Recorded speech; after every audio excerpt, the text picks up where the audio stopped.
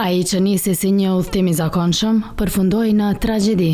Pak sekonda mjaftuan që ky autobus të martë në mbrëmje të përfshihej nga flakët në kantonin perëndimor Friburg të Zvicrës.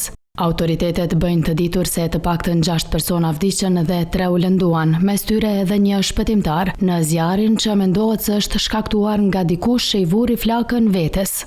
Zëdhënësi i policisë tha se në këtë fazë kanë element që sugjerojnë për një akt të qëllimshëm nga një person që ishte brenda autobusit, i cili kishte derdhur karburant mbi veten.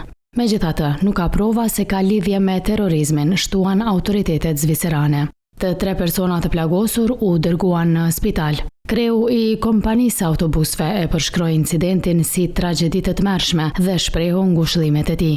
Ndërkaq, presidenti zviceran Guy Parmelin në një postim në platformën X tha se ndjehet i tronditur dhe i trishtuar me faktin që njerëzit kanë humbur jetën në zjarrin e rënd në vendin e tij.